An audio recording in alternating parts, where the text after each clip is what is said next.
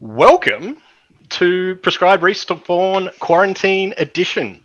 PAX Online, guys. I am Dr. Enabler, not a doctor, and I will be your MC, host, and Dr. Wrangler for this panel. We had a great time last year, and obviously we're hoping to return in person this year, but state of things as it is. We did jump at the option to do this online format once it got offered, and so we've got a lot of content to cover, so I will just push us forward without delay. A couple of disclaimery things to get us started. This is a panel with medical professionals discussing real medical procedures, and we'll feature some medical images. Not that professional. So, any patient material you do see is de-identified and presented with consent, and attendee discretion is advised in that kind of area. We do also have a viewer advisory. Obviously, there's a spoiler alert. We will be talking about things in games that you may or may not have seen, may or may not have played as yet. This is just one big spoiler warning. We're not going to do it for every slide, guys. So that's the spoil we still have. Just take the entire thing as one big spoiler. That being said, we do use a lot of clips and images from games which are shown for illustrative and discussion purposes only, occasionally for amusement as well. Any and all rights to the content are retained by the content creators and owners. And I have been asked by our illustrious professionals to specify that no part of this presentation counts as an actual doctor consultation. Please consult. If you're experiencing a medical emergency, don't stay in the stream. Call an ambulance. And remember, kids, a spoonful of sugar makes the medicine go down, but you've got to take what we say of a tablespoon of salt.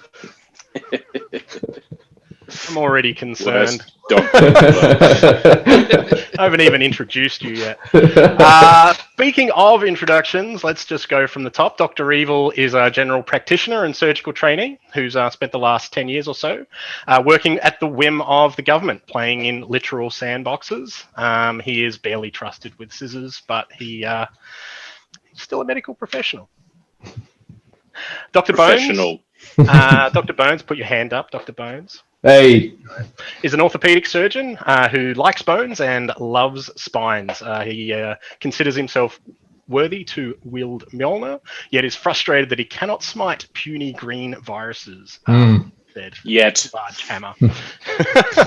Orthopod, hit harder. No, where did you get those from? I don't know, Aren't they supposed to be in someone? I gotta go.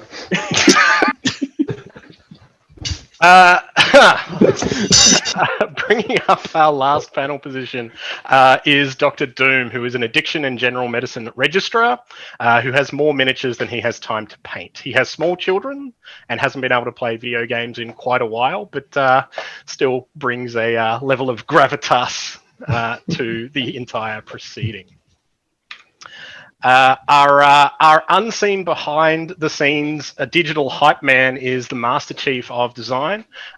He strikes quickly and surgically from the shadows, applying his eye for design to slide shirts and logos. If you do like what you see, hit him up. Born in Thread is the guy that you want to go and talk to. He does great work. They make great logos. Fantastic. Yeah, they do. Well, we have an apology. Doctor, we know our panel is not labeled bigger. Dr.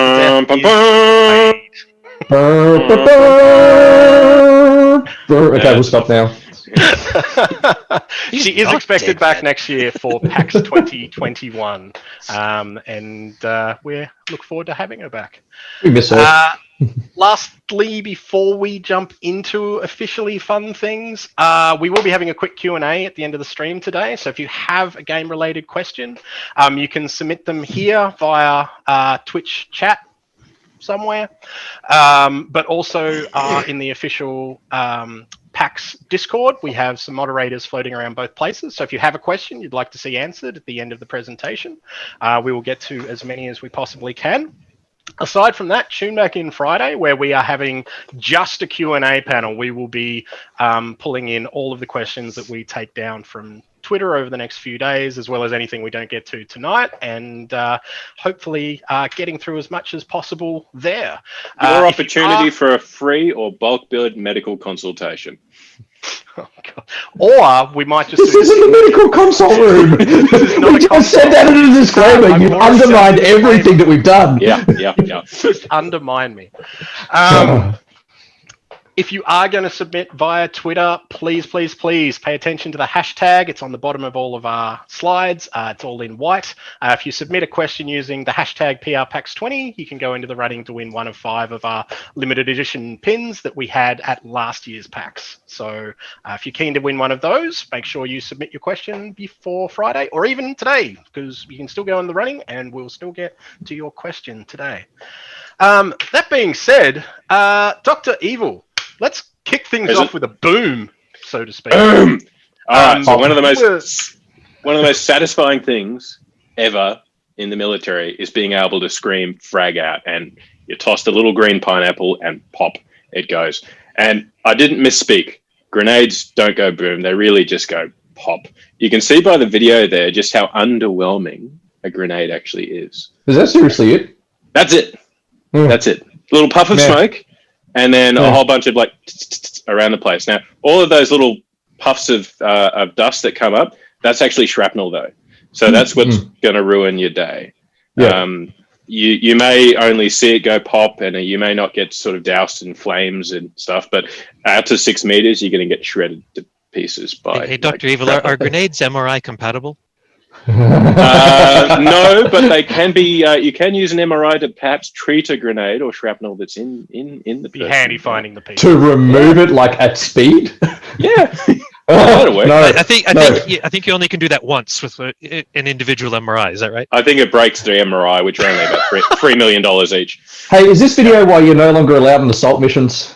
Did you try to capture one of your soldiers? I fumble with grenades all the time, but let's wind back a year. Not for when I was fumbling with grenades, but a year when we were asked a really, really good question at the last PAX, and it was about diving on or picking up and throwing back a frag grenade. Oh yeah, now, Captain America. Yeah, I can do that totally. What happens when you dive on a grenade? You're actually just sort of soaking all of the energy of the explosion and the shrapnel rather than over an entire a large 6 meter sort of diameter. It's actually just going all through you. Now, would it kill you? Well, likely. There are a couple of celebrated cases of US and UK soldiers who have seen a grenade go next to their troops, and they've jumped down onto it. They've been wearing body armor systems, and they have survived. In a way, they were kind of missing bits and pieces of themselves. Those were so not intact. They survived, but not intact. Yes, correct. Yeah. And so that's the problem with diving on grenades. I mean, if you do it and you're successful, well, great success. But picking up a grenade and throwing it back, aside from the fact that most 5-second fuses only last 3 seconds because military grenades are manufactured by the lowest possible bidder, you're now taking something that's at ground level and holding it perfectly at head height. Now that we know that those are really underwhelming, what if we had a chat about... We go bigger? You want to go bigger? Yes, bigger is better. Everyone likes big explosions. From like setting C4 charges to like dropping bombs on people. I love the shockwave in this video, man. They're absolutely explosions are really fascinating. So if you look closely at this video, you can see all the primary, secondary, tertiary, and quaternary effects from an explosion. So the primary part of an explosion you actually won't see. So it travels a shockwave roughly at the speed of sound, and it's the thing that turns all the vital organs into smoothie wrapped in skin. So you're fine on the outside, but you're kind of a little squishy on the inside. Well, squishier than usual. Yeah, that's the primary effect, and it has shearing forces, and it's even worse when it's an enclosed space. So if you're in an open space, the explosion spreads up and out. If you're in a tunnel, it bounces in around the area, and so you get hit 2, 3, 4, 5, 6 times. That's the primary effect. The secondary effect we talked about, that's shrapnel. That's following very closely behind that blast wave. And, it's got, metal and dust and parts of the device, cats, dogs, living together, coming for you and they're going to tear you to pieces. So that's a secondary effect. Now, after you've been thrown and shredded up, you get pushed into things, you kind of broken bones, caved in skulls, and then just to add insult to injury, the flaming ball of fire follows on closely behind and then sets you on fire. So broadly speaking, real explosions, like big explosions, are bad, and you want to be somewhere else. Now, but the whole if I'm using them to be able to augment my jump and reach that edge, that will absolutely work. That will absolutely work. Yeah, I'll get there all in one piece, right? No. Well, you'll get there time? In multiple pieces, maybe at different times. Okay. But you can fix it with just a med kit, though. Yeah, medkit.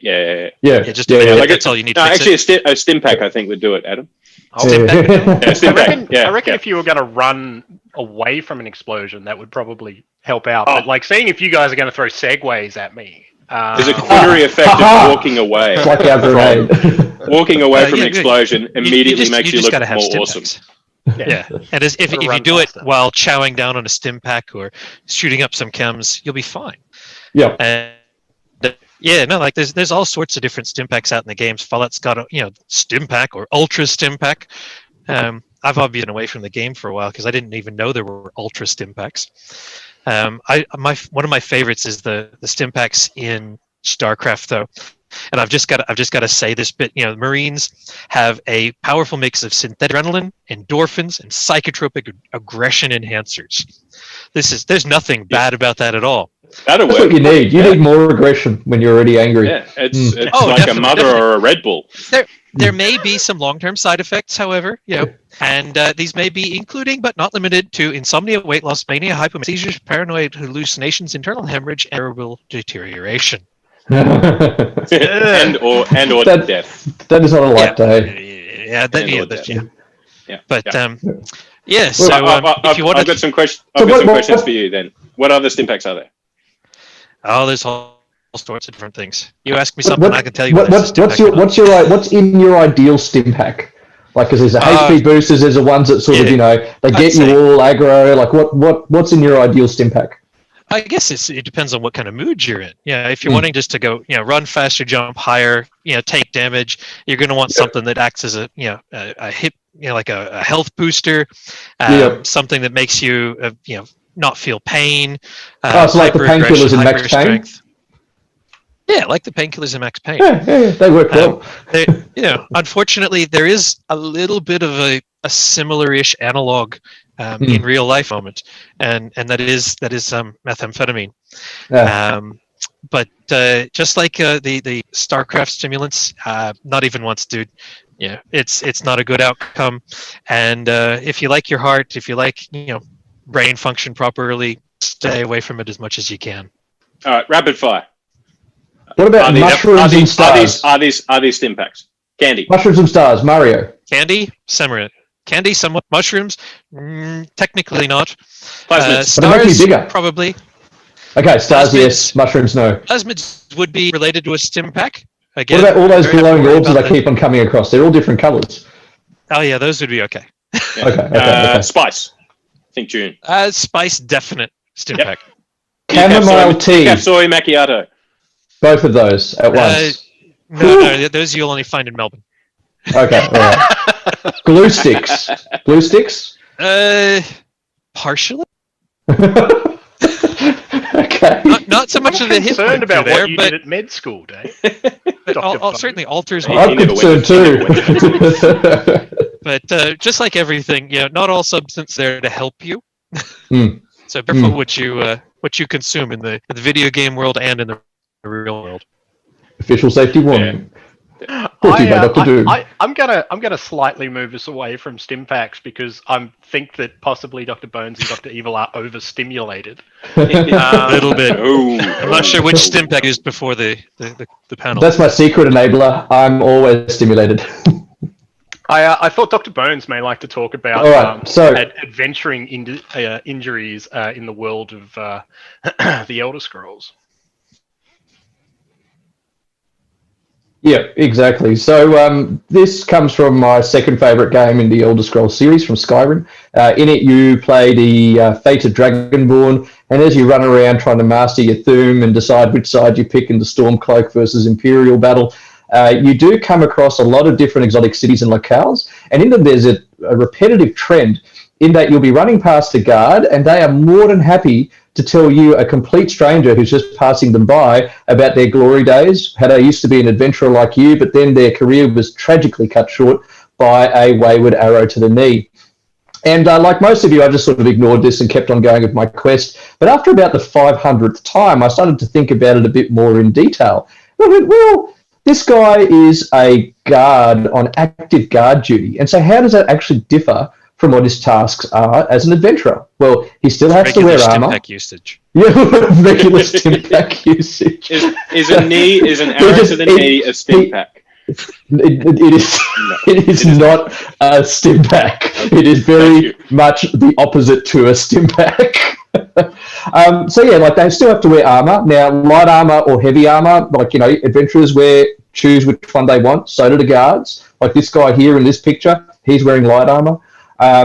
There's a lot of walking, so they patrol. They have to go up and down lots of stairs. Probably the main difference, I guess, the guards, there's not much happening in certain cities, so maybe they just have to hunt down the occasional sweet roll thief or find the skooma addict who's passed out in the alleyways. But an adventurer perhaps has to fight more bandits and dragger and explore tombs, dodge traps. Anyway, let's look a little bit more in what an arrow to the knee would do. So you've got to look at what structures could be potentially injured. You could have a fracture, injury to your bone. On the way through, it can take out muscle, tendons, ligaments, cartilage. If it takes out cartilage in your joint, you can't actually do much to replace that. So, that gives you early onset arthritis. A compound fracture or a compound joint injury is actually a bit of a big deal. You got to get it treated expediently, washed out, irrigated, antibiotics, tetanus shots, splintage, sometimes repeat washouts. And at the end of all of this, you may end up with ongoing pain, a little bit of a limp. You may end up with lots of scar tissue that makes you stiff, or if you injure your ligaments, you may be unstable. You're billing this guy every time, right? I have mostly worked in the public system, so I get no extra benefit. Oh, so I don't bill anything. I'm just a patsy there. So Okay. so potentially this could be a very debilitating injury. But if you had all of those bad things going on, I don't think you'd actually be able to go back to guard duty. You'd probably have to do something a little bit more sedentary, like maybe just run a stall where you're dealing with cloths and jewelry, not having to walk much. Maybe a sitting, standing type. Sell wares to adventurers instead of sell wares. Be a merchant. Yeah, be a merchant. Have you considered that he just doesn't want to be an adventurer anymore? Is there a workers' compensation scheme? There is always look. I can't say what the compensation schemes are like in Skyrim or the other areas in Elder Scrolls. But there is some issues with secondary gain, potentially milking it. I don't know. These guards do sound like they are milking it a bit. But what I would recommend is that if you are in the world of Skyrim, prevention is the best cure. Wear some knee guards because there are a lot of arrows flying around and they are targeted at knee level. You don't need a helmet. Knee guards. I expected to see way more arrows at knee level in that game. You mainly fight lots of traps. Sorry? Okay. The arrows flying at such a low level, surely that's its own epidemic. There's too many gnomes running around or... well, I find when I'm trying to shoot an arrow, I do like to duck a little and, just sort of slow it down. So, maybe there's lots of people crouching. That seems fair. Not good for your back, though, running around in the Nordic hills of Skyrim, crouched with arrows. Anyway. Well, I will just throw out a general reminder. Hit up the PAX Discord with any questions that you guys have, or our Twitter feed using hashtag PRPAX20 for any questions that you may wish answered. Dr. Evil, I heard you're an animal. Oh, puppers. Yes, puppers. I am. Let me ask you a question. This is not a rhetorical question. Okay. Okay. I'm ready. How do you make gaming better than adding a doggo to it? Trick question. It's not possible. Cats. It is. Cats. No, It not is cats. not possible. No, there is no such thing as an attack cat in any RPG or game that I've ever played. We got a cat, and it's an arsehole only 5% of the time. Your cat is What are those cats And that in is Skyrim? good by cat standards, man. Like, So no, it can't get any better. You're on your adventures. You've got a doggo. It's along for the adventure with you. Things cannot get any better. And there are a lot of parallels between animal companions in games and what we use in reality, especially in the military. So there are military working dogs that dogs with jobs. Dogs with jobs. Dogs with rank. Dogs with rank. Yeah. Now, I think How these many, dogs dogs, outrank how you, many aren't they? dogs outrank you? Hang on, you've brought up a very military animals outrank Do you have to salute the dog as it walks past? And what if it doesn't salute you back, and you just this going, no, proper, please? Yeah, no, I'm grieved to say that Major Bite left me hanging one day. Yeah, fucking jerk. Yeah. Nice. We got him back. All right. So what sort of subclasses are there of dogs? What roles do they have? Yeah. So look, and this parallels in what dog companions can do in game. So you've got your assault dogs. You know, the dogs that are able to bite the baddie wherever they like. You've got your Sergeant stealth Cujo. dogs. Yeah, Sergeant Cujo. Yeah, in the Barkowitz sort of company. Now you've got your assault dogs. You've got your stealth sort of rogue type dogs that perform like a scout function. You've got scavenger type pooches as well, so they can bring you back supplies, ammo, stim packs. How do they pick the locks? They're very dexterous with their paws. Very dexterous. Not their paws. They pick it with their mouth, man. God, read a book. I can't read. Give me words. Hurts brain. Go back to your Meccano set. All right. So you got your scavenger dogs, and then of course the most important, you've got your morale boosters that are just there for pats and belly rubs, right? Yeah, good pupper. He's a good boy. Good pupper. So I'll talk specifically about the assault dogs. So these are fascinating animals, and they perform a very valuable function in the military, where they augment the capacity of the troops to be able to provide an offensive function. But these things are like land sharks. They are furry exocet missiles. They are like teeth chainsaws. They are a dog-shaped ballistic missile. They are just a real piece of work. And I would suggest to the general public, and this goes for advice when it comes to any animal, if you don't know the animal personally, and if it doesn't return your salute, just don't go ahead and pat it. Approach the owner, talk to it, and say, may I please tell Sergeant Barkowitz, who's a good boy? Permission to pat Sergeant Barkowitz, sir! Oh, good grief. I mean, I should have seen it coming. I didn't. I should have. You should have. I should. We warned you. How long have you known us? Stop being such an enabler. Yeah. That's me. Well, Dr. Doom wanted to talk about the overfishing problem in Animal Crossing.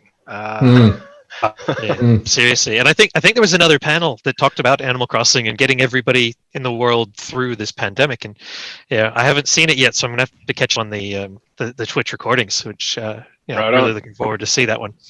But I heard about fishing in Animal Crossing. I'm like, okay, surely I don't think there's boats, so there'll just be some shore fishing, and you'll be able to catch a little, small, pretty fish and things like that.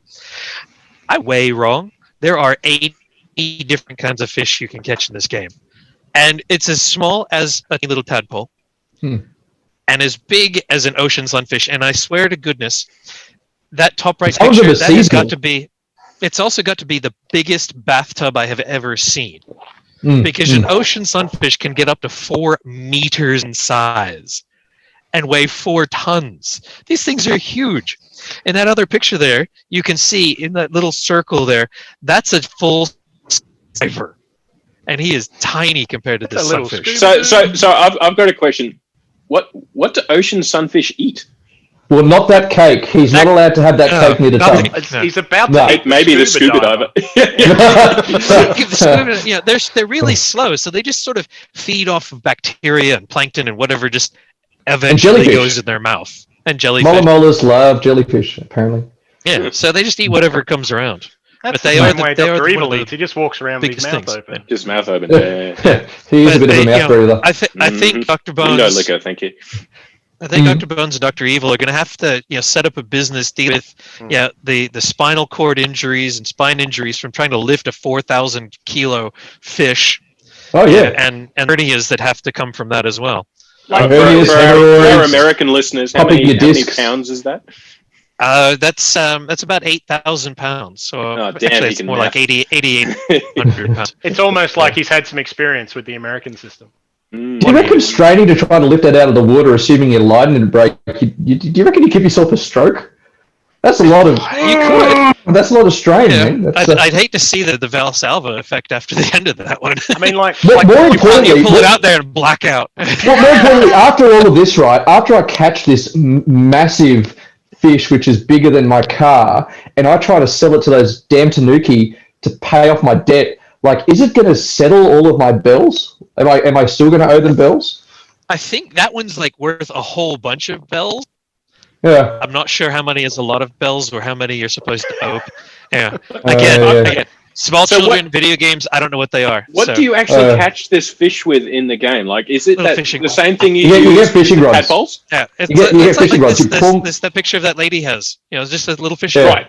So and then what happens? The fish comes up and it nibbles and it nibbles and it catches, and then you go boom and it goes little pop, and then you go, yay! I caught something. He's telling us lies. He has played that game. And then you go sell it to pay off your crippling debt by those dastardly tanukis. That's next year we have to like do shoulder injuries pulling out 4,000 kilos. that would be amazing. That's next year for you. Yeah, but Batman could do it, couldn't he? Well, like yeah, man. Like, we went through the don't want to go back to Batman. No. Batman is so 2019. In 2020, Dr. Bones wants to talk about Spider-Man. Oh yeah, so let's say that you are fishing and you happen to catch yourself with the superheroes an octopus, right? And let's say that octopus attacks you and mauls you horrifically. How do you actually deal with the scenario? So here I present to you a case study coming from the Spider-Man game on PS4. To give you a bit of background, for those who haven't played the game, spoiler alert. Sorry, not sorry. You're chasing Mr. Negative throughout the entire game to try to find the antidote to this game's MacGuffin, which is Devil's Breath. It's like a bioweapon. And you defeat him, you've gotten a bit roughed up, and you go, yes, I got the antidote. And right at that moment, Dr. Octopus comes in, and he just annihilates you. And not just your typical sort of Spidey gets bashed around and then goes back to web slinging. Like, he's actually badly hurt. He's really having a bad day. He's actually bleeding on the ground there. Like, look at him. He's actually hemorrhaging from the... And Dr. Octopus has not cut him. He has done something bad to him and made him pop like a balloon. So here's the example of a 23-year-old enhanced male that presents to your ad hoc emergency room. Now, next slide.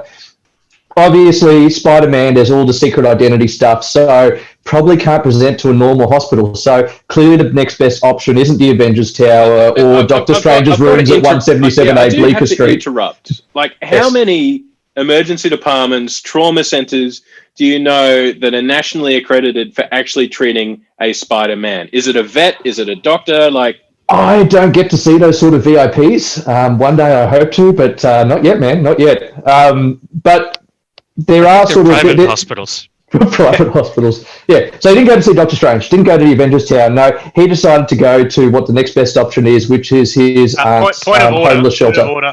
I don't think he had much to do with it. Like, he looked very unconscious. He actually, yes, to be fair, he was pretty unconscious. Unless he has a little card that says, take me to a homeless shelter. Or like has his blood type and wishes on his Spider-Man symbol. So what would happen in a normal situation, right? You'd go to an emergency room and you'd initially initiate a trauma call. And in it, everyone has their team roles. They know what their duties are. And you go through your primary and secondary surveys. Your primary survey, the alphabets that you all know from your basic life support type stuff, essentially looking for things that are bad that are going to kill you. You identify them, you treat them in order of badness. So, let's look at a little bit of what they did here. Here we see Silver Sable's checking for responsiveness. Peyton Airway, he responds. Miles is going to get PPE, but no one actually uses them. There's a little bit of going back and forth between what they assess. But no attempt at spinal precautions. The only attempt at trying to control his hemorrhage is that there's a bit of direct pressure there. But then look here, the assessment, yep, great, fantastic, he'll live, he just needs to sleep it off. But he's not exposed, there's been no secondary survey, there's no lines, there's no fluids, there's no obs, no one's keeping an eye on him. You know, he's had a head injury, they can have a delayed bleed. You can have the people that have a subdural hemorrhage, they go from just talking to being completely wiped out dead because their brain swells, and when your spinal cord swells out through the tiny hole at the base of your skull, it's a bad day. Also, there's no doctors here, so maybe I shouldn't be so harsh on them. But probably what should have happened is that they should have transferred him to a centre once they thought that he was stable enough. Transferred him to a centre where he could be properly assessed, maybe get some more imaging, get some proper bloods, because this is not an insignificant injury that this guy's had. I'm looking at the trauma system, the trauma flow through all of this, and it doesn't look like they've actually done anything for him. I mean, doesn't he at least get an ice pack or an aspirin or something? They've tried they their just chuck him on the bed. yeah, it'll buff out. He just got to sleep it off. Just got to sleep it off. Just he'll live. He needs rest. Yeah. Right. That'll All right. I just like that they carry his neck is fully extended. Yeah, lucky he didn't have a neck injury. He'd be paralysed.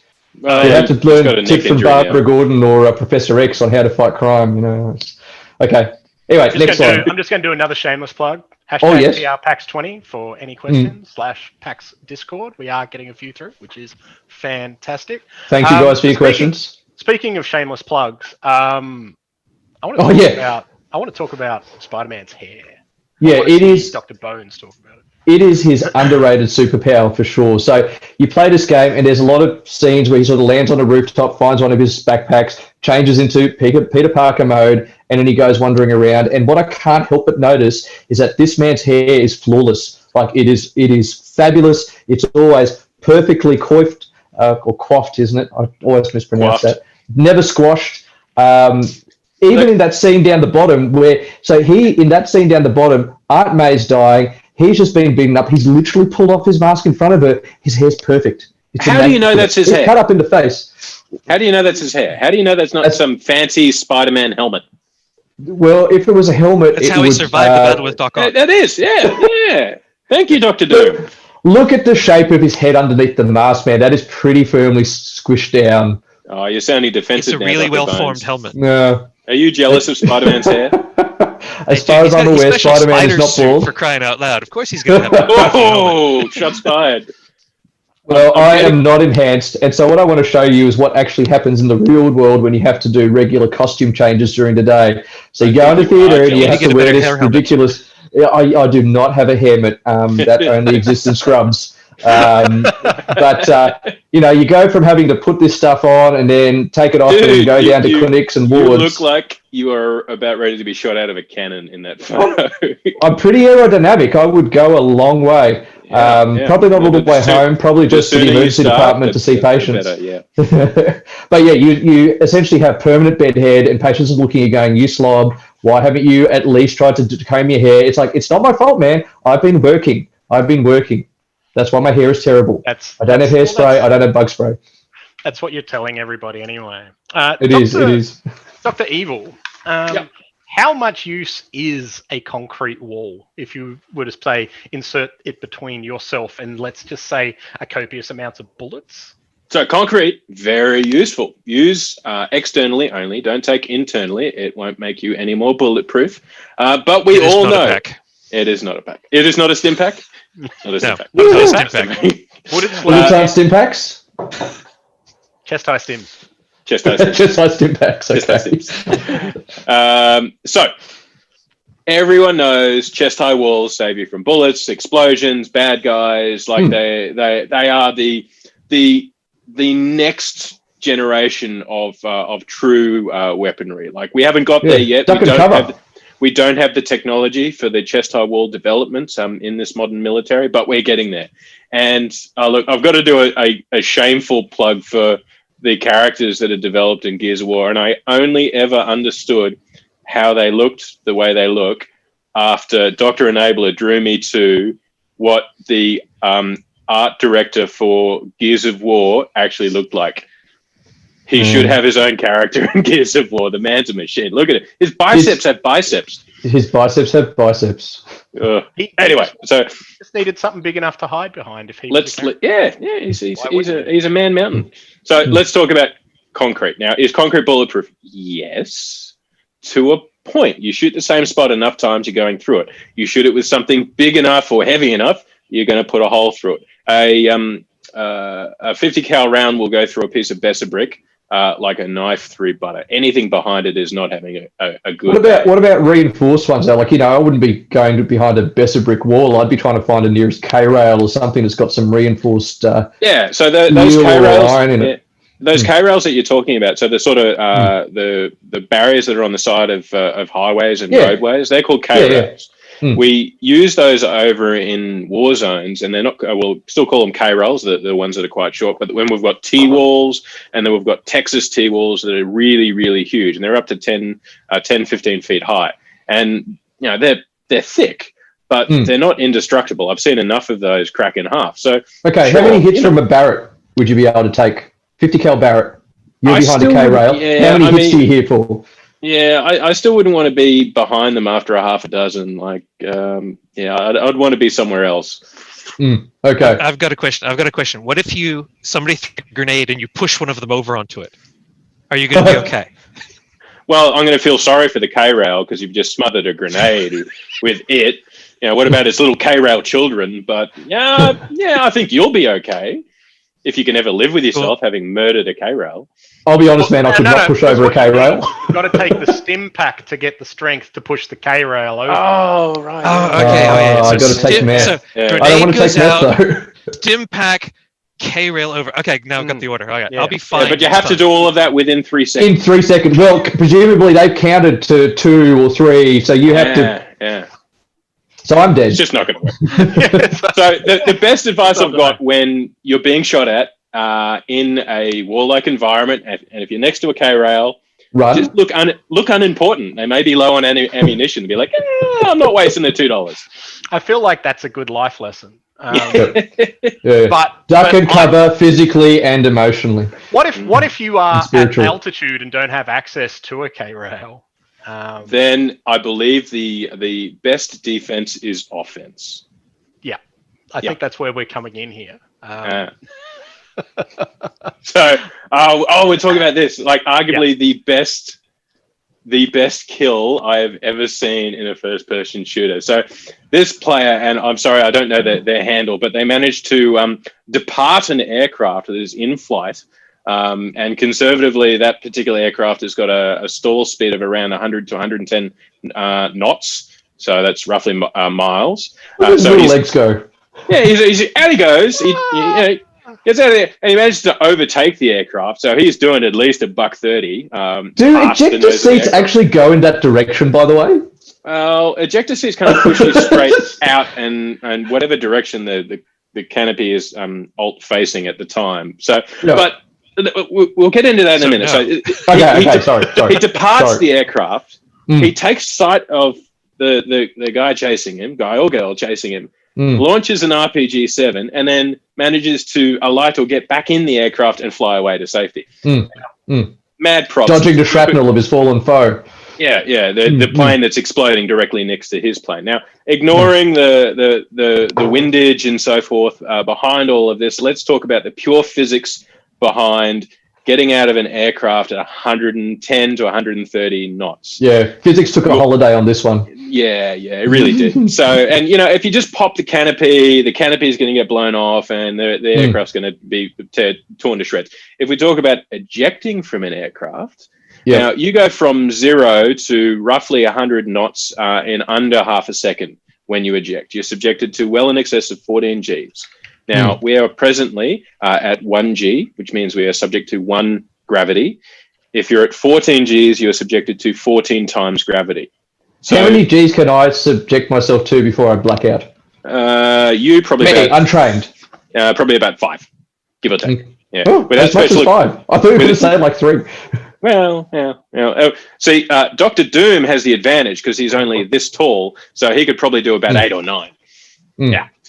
So the human body, it can sustain Gs for short periods of time without turning to pink mush, covered in a flesh sock. And there are records of someone surviving up to 70 G. They weren't happy afterwards, but they did survive. But roughly 14 Gs to exit the aircraft under the under ejection seat. So 14 times the weight of an RPG-7. So you're roughly lifting, 70 plus kilograms plus the weight of your arm. So you're not going to happen. Not going to happen. What about a Beretta? I could maybe carry a Beretta. You can at maybe 40 carry times a Beretta. its weight. Yeah, will I be able to get my kill count? I'm not sure you're qualified to, but I'm really glad you asked this, because in 1943 there was a United States Air Force pilot who bailed out. Now, he didn't have an ejector seat. He just bailed out of his B-24. So his bomber that had been shot at and was going down. So he was bailed out. And the Japanese aircraft has circled back around to finish the job and it was Second Lieutenant Owen Baggett. All right.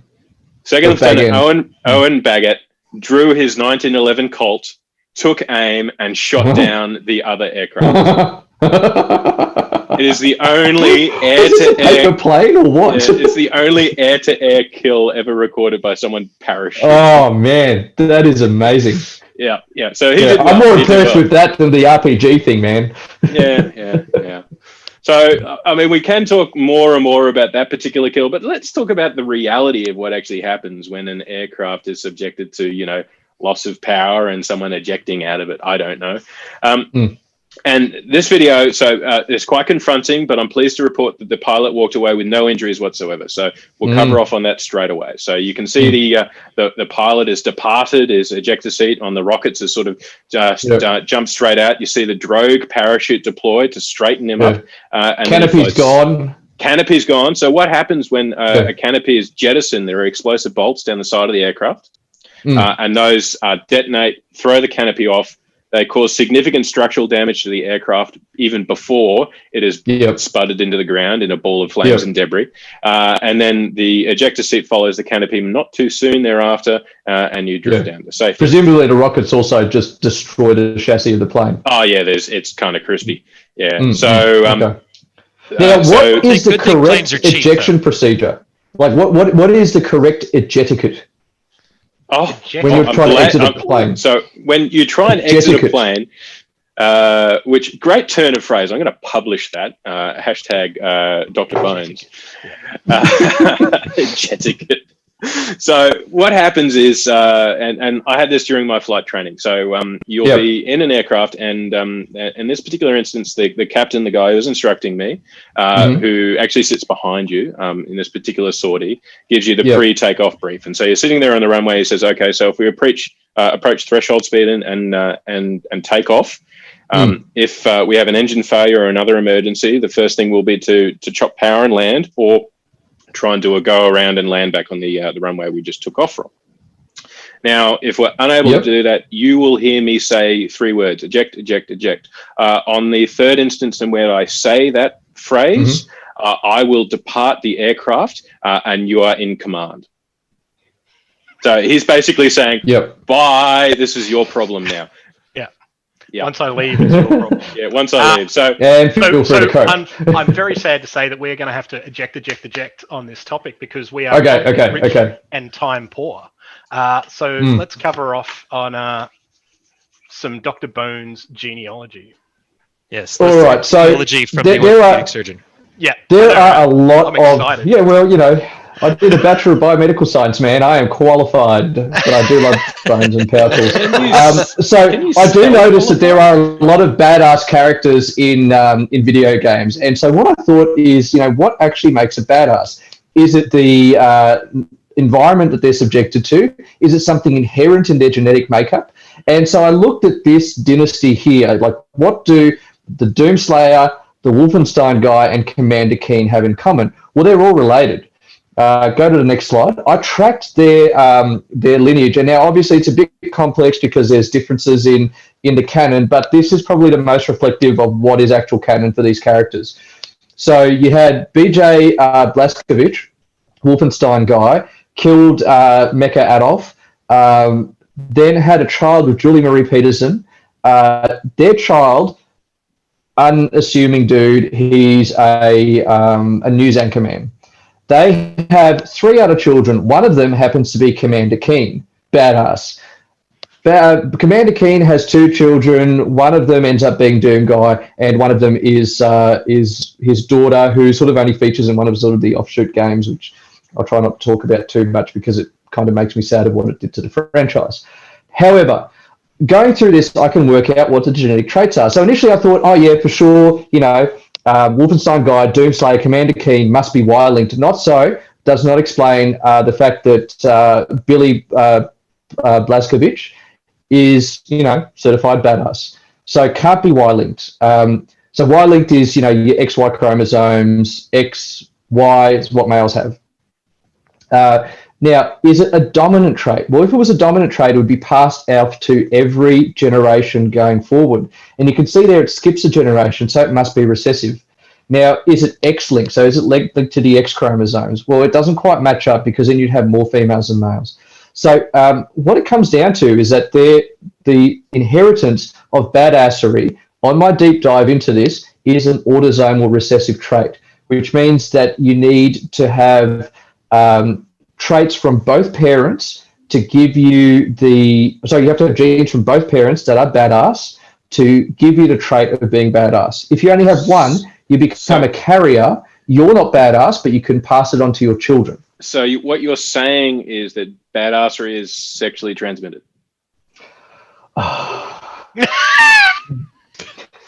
You're sexually transmitted. You did leave it open for it. Yeah. If you leave that door open, he's going to. Only to him. Only to him, you degenerate. I have a question. No. We're running short of time. Shush. Bad. No biscuit. So yes. You're allowed to talk, Dr. Doom. Dr. Evil is Billy banned. Blaze is so Commander Keen's dad. What was his job? Billy Blaze. Well, all I know is that he was an 8-year-old who managed to cobble together a spaceship from household appliances, vacuum cleaner, trash can, toaster, you name it. He traveled to Mars. His outfit, he wore his brother's football helmet, a T-shirt, and some jeans. He was able to survive in Mars without the need of like a Predator suit, without any special equipment. And he created a genocidal kill count using nothing but a ray gun and a pogo stick. So I put it to you that out of all these people in this lineage, Commander Keen is the most badass. Wait, very happy. Go to the next one. Go next one. Commander Keen is the most badass. But then Mars is where Mars is where the whole Doomslayer Hellspawn thing started. I was hoping you wouldn't bring that up. Yes. So there is a small chance that during all of Billy Blaze's 8-year-old glee, he may have caused a rift in space-time that allowed the Hellspawn to come in and create the apocalypse, which then his son had to clean up. So biggest genocidal maniac. That is an excellent kind of like point to leave that at because it's a level. Yes, look, we've got to move on. We're running out of time. Moving on. But look, I'm very glad. Like last year, I wasn't able to talk about my Fallout stuff, and I'm really keen to talk about that. Like, can we go through it? We got it. Like, because we missed out. We don't have time. Again, another time. Next year. You guys are breaking my balls. All right, but Dr. Doom wanted to talk about like art becoming life almost, I guess. Digital. Yeah, well, usually we say, this is topical. Life, but the life sometimes imitates art. And so I wanted to talk about the corrupted blood incident in World of Warcraft and the parallels between that and COVID-19. Very topical year for that, unfortunately. And so, for the very few people that don't actually know what happened with this, and to admit that I was one of them, there was a raid incident where call it a virus or a plague that was spread from the bad guy to the raiders, and then they could spread it to themselves. And then, unfortunately, it got loose. And I actually think I know how it got loose. Yeah, how did it get loose? And animal companions. Animal companions. So we should NPCs, animal companions, because I think that they are worth more than just being called animal companions. Don't. They're real people, man. Don't do it. They're real people. So, but real people, real jobs. Anyway, what happened was that it got into the cities, and then the characters that were asymptomatic carriers, being the NPCs in the world, they could carry it and transmit it to various players. And then, people would log in and they would see scenes like that one in the picture there of just corpses everywhere. And I'd back away. People did what we think they would do. Whoa. They started panicking. They bolted. People did they buy toilet paper? Out. I'm not sure if you can buy that in World of Warcraft. Oh, okay. That's an oversight. Game developers get onto it. Yeah, exactly. Yep. Anyway, some people would run and they would social distance and wait and survive it. There were medics and healers that were trying to keep people alive while they survived and to get them out of towns. Yeah, first line responders. Yep. Yeah, first responders. There were unfortunately people who didn't care what happened. They were able to survive, so they just spread it around. And they ruined it for everyone. There's always one. So I think I've come up with we should mimic the solution that Blizzard did to fix the problem. So how did they cure it? So what we're going to do? What vaccine did they cure it? They did cure it. Yep. Yeah. Sort of. They came up with a patch. Okay. And the patch, some good works like a vaccine. Changed the way it works. People. Yeah. Sounds good. Made it so that all the animals couldn't carry it. Great. And then they did what I think we really should do. We need to turn off the planet, and then just reboot the planet. Okay, we're just going to turn it all off and turn it all back on again. I've watched IT Crowd. Turn it back on and off. Turn it off and on again. Now you're in my area of expertise. Yes. We'll Dr. Enabler. But anyway, one of those that I love about this whole situation. So if I stop the Earth's spin, how long does it take to restart it? A couple of days. If there's a patch to apply. Yeah. Apply patch. There's a patch. It's longer. One of the things that I think is amazing about this in the medical world is that when this incident happened, it was important enough from an epidemiological perspective that it made it into the Lancet. Now, for those people that don't know, the Lancet is one of the most popular journals and most informative, most powerful journals in the world. It's a heavyweight. It's a heavyweight. You publish there. You're feeling pretty good about yourself. You're telling your friends. You're telling your mum. Everywhere. You're in night clubs. You're telling people about it to get cred. Exactly. You know that's exactly. But sorry, Dr. Doom, you just said the word epidemiology to an orthopedic surgeon. Well, it sounded big, so too many syllables. Think that it's an important way word. Too many syllables. Yep. But here it is. Video games bugs in the medical world. Yep. And so the big piece of advice really is heed medical advice, social distancing. If there's a patch made, vaccine, get the patch, upgrade your character, and do what you can to minimize the spread. If all else fails, turn it off and on again. All I'm hearing is so that next year we can do this in person. Stay home and play video games. Stay home. We want to do this in person. Yes. So big of stay home and play video games. Give us more content for next year. Yeah. Speaking of content, as we've made it through that, unfortunately, what a segue! All out again for Dr. Bones. We do have questions. Do you guys want to do some questions? I love questions. That's one of my favorite bits. The questions. I'm gonna start with what I see as the most important question here. Yes. That's from Penny on Twitter, and that says, "What's on Dr. Bones's mug?" Oh. So I love Broken Bones and Power Tools. It was a gift probably about sort of 10, 12 years ago, and I love this mug. And it keeps my I must admit I'm drinking tequila out of it, but not tea. So that's my little secret. So you're not on call. All right, good. All right. No, I'm not on call. Not on call. Wait, is tequila a stim pack?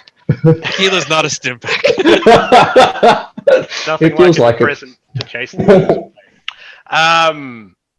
From Kala on Discord, we got asked, for maximum damage, are you best off shooting an arrow at the back of the knee or the side?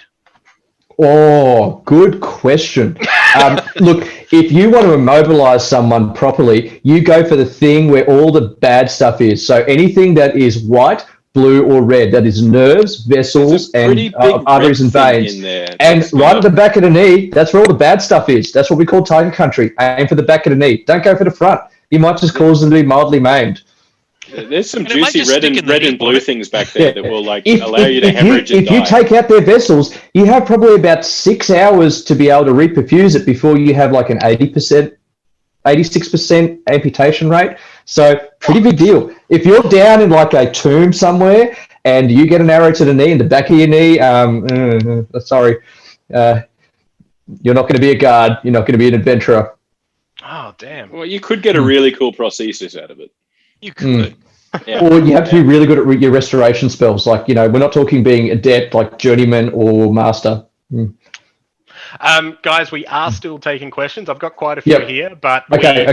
No, not at you. This is at everybody else who's out watching in Streamland. Not everything is about you, Dr. Bones. Oh, man. We are still taking questions. Our mods are still picking them up. So Twitter, hashtag PRPAX20, or Discord, if you still have a question. We're going to keep answering some right now.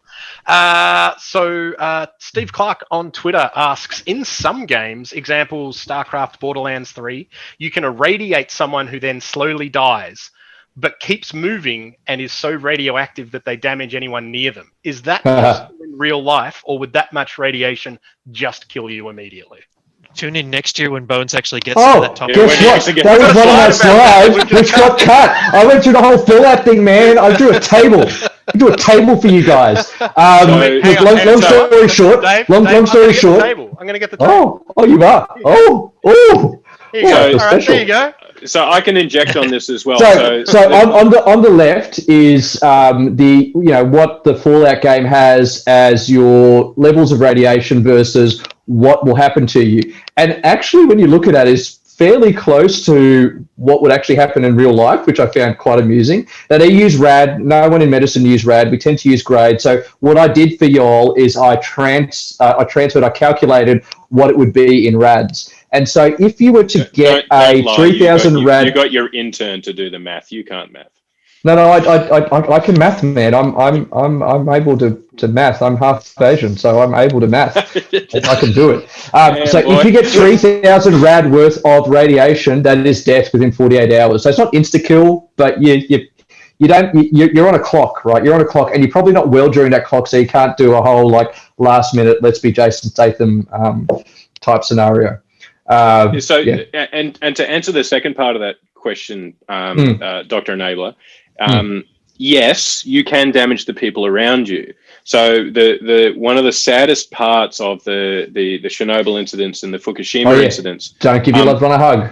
Yeah, they actually transferred. So the loved ones who were exposed to that actually managed to transfer a degree of radioactivity to their close family and friends, and even those who were close to ground zero, who passed away immediately following the accidents.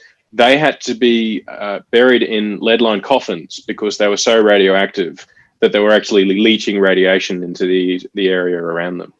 Yep. And on that topic as well. Technically, if you're lucky enough to be sleeping next to someone at night, technically they're a little bit radioactive, so you're getting a little bit of radiation from them.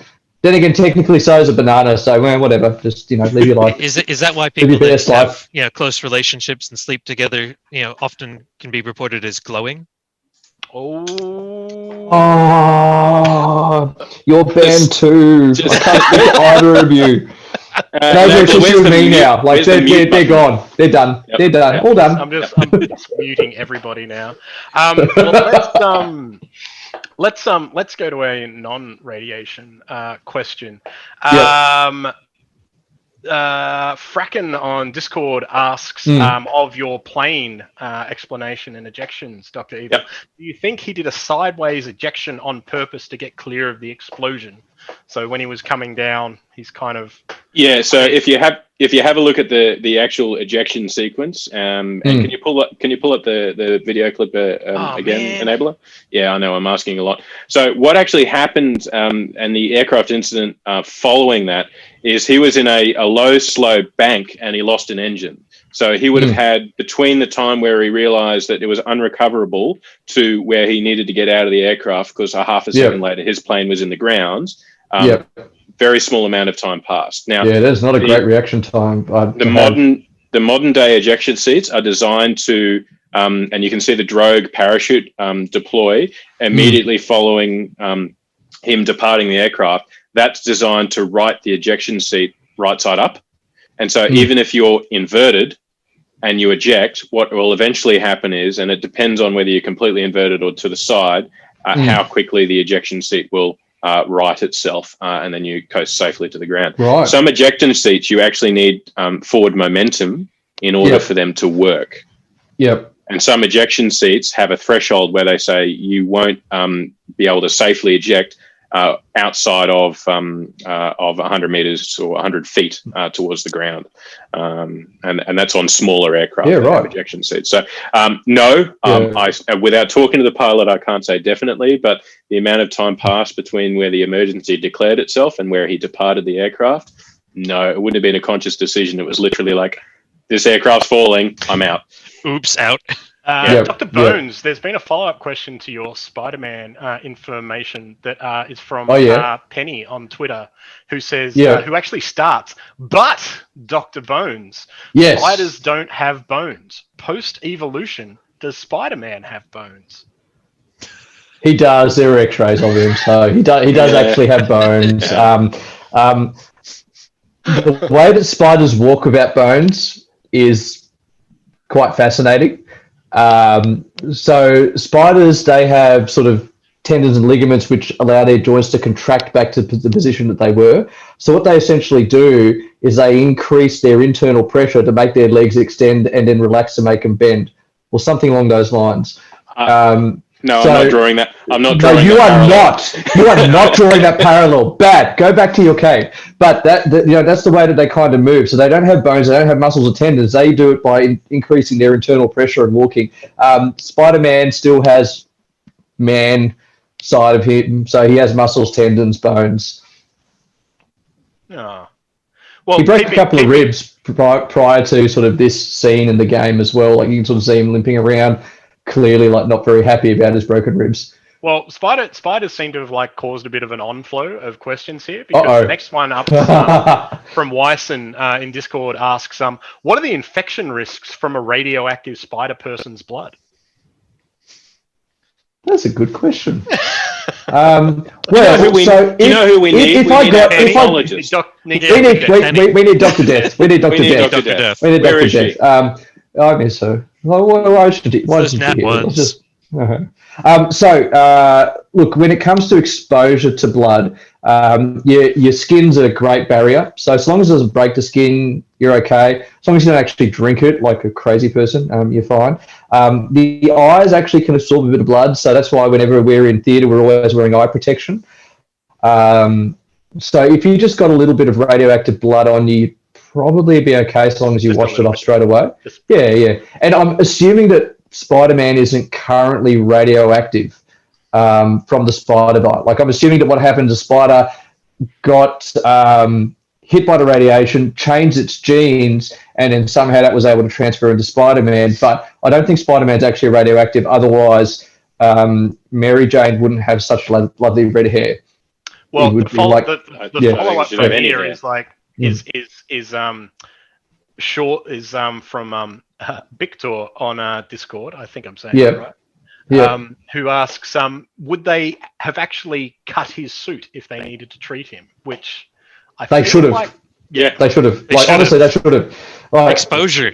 You got to expose. Like he's bleeding out from somewhere major, like his chest, his abdomen. Like you got to at least expose that. He's got a head injury. Like you got to at least be able to expose his face. Like I mean.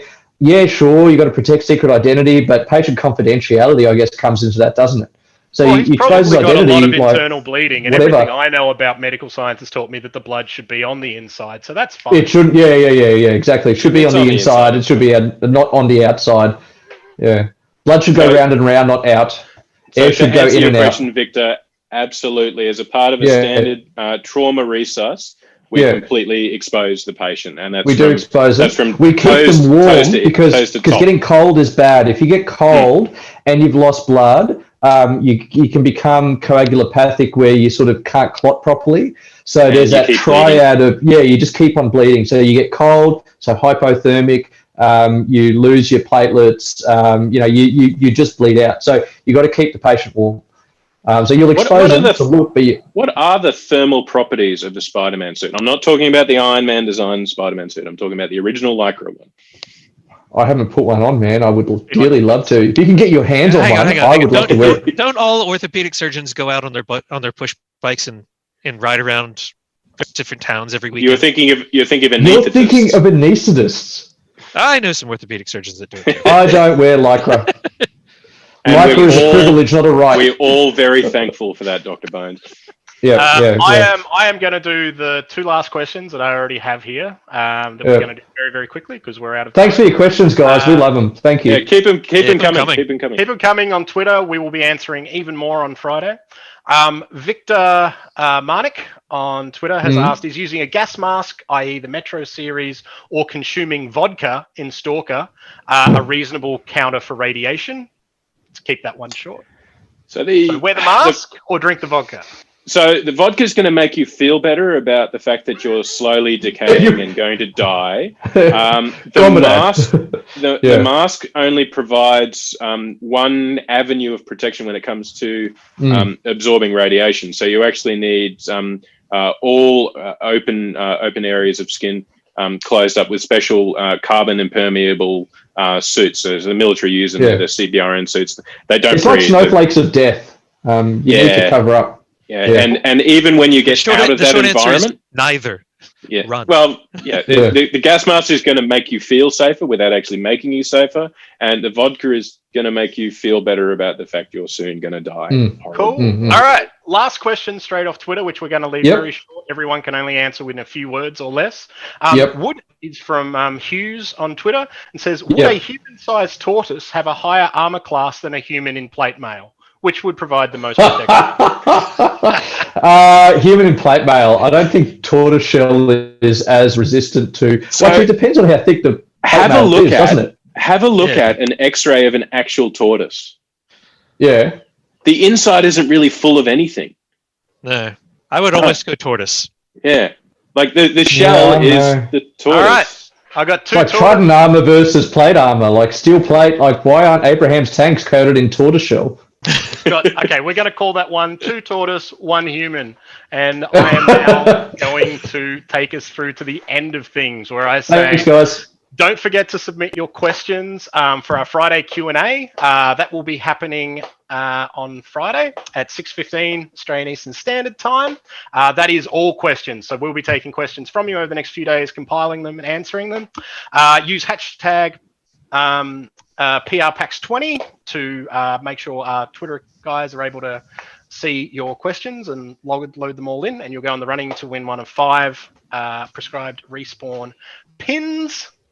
And we're just going to do a quick thanks. I have been added in here by one of you, I assume, so thank me for thank you, Dr. Enabler, keeping these 3 in check. Thanks also to Dr. Overlord of Overlord Industries, our another little behind the scenes worker doing lots to make all of this work for you guys.